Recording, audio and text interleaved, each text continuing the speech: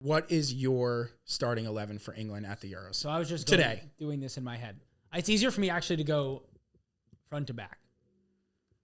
So up front, and I think this is a absolute no-brainer. I think that it's the perfect profiles. It's the perfect front three. It's like if I was to create a front three almost like of players who were in the Premier League, if I was to do this last year, this is what I would have done. It's Saka, Kane, Rashford. Okay. That is the front three. You stick by that even with Rashford's current form?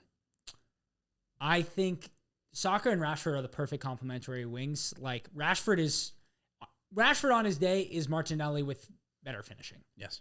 He's not as good going directly at players, but everything for England runs through that right side. When he's feeling it. Yeah, I mean, Rashford takes on for sure. Everything runs through that right side for England though with Saka. It does.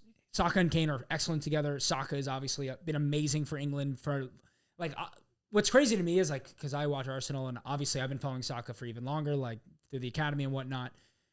It's crazy to me that it took until he showed up on the European stage 3 years ago for people to realize how good Saka was, and he was already performing at that level at the club. So that's the front three. The midfield should be Rice, Bellingham, and then either Foden or Mount as the 8 or 10 ahead of them. Yeah, so I differ in or Madison. I mean, Southgate doesn't like Madison, so I just don't think it's going to be him. He just sure, but there's almost if he comes back from injury and it continues to perform, it's one of those three. You can't act blind to it. It's one of those. I think. Well, first thing is I think Foden can play on the left.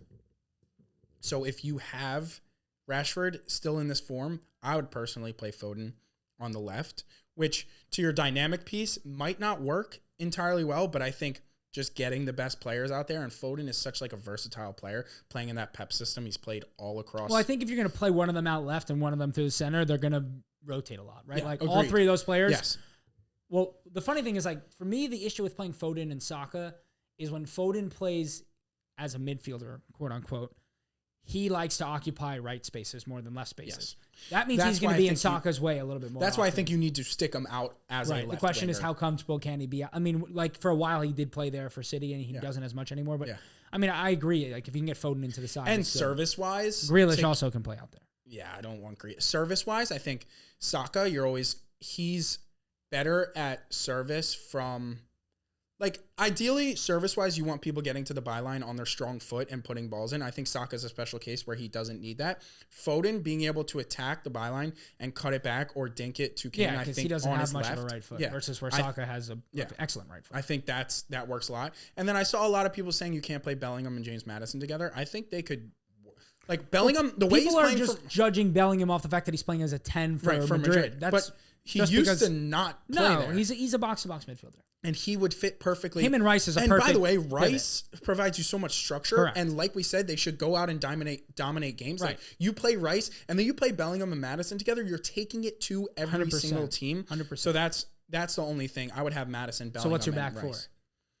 This is where it's tough. So I was listening to another soccer podcast, and they were talking about the top 5 center backs in the world, and they had Stones as number 1 in the world, which... Is that the one that's is Umir on that one? The guy Umir? No.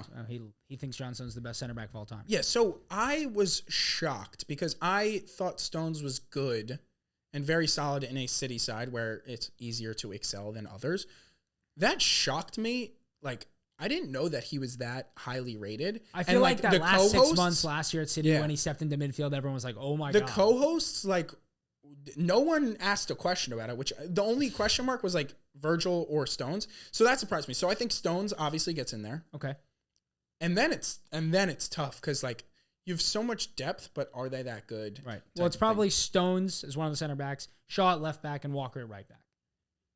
Yeah, people talk about wanting Trippier in the side. I just not that you need someone in that team with if you're dead going balls. back 5, which we're not, but Southgate probably will. Then Walker's playing right center back. Oh, yes. And then you're either going Trippier or Alexander-Arnold at right back. No, some people want him to play left back. Who? Trippier. That's crazy. Luke Shaw, I don't think Luke Shaw's... I think Luke Shaw's great. I'm not a huge Luke Shaw. I think Luke Shaw is very good. And I think he's going to start if he's healthy. There's no question. The question is who's left center back. That's been Maguire's role. It's Maguire. And I think he's one of the guys who... I am not low on Maguire. I think the